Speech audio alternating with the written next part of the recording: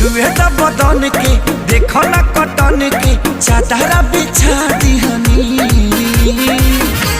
बलम जी मन पिघला दिहनी पलंग पर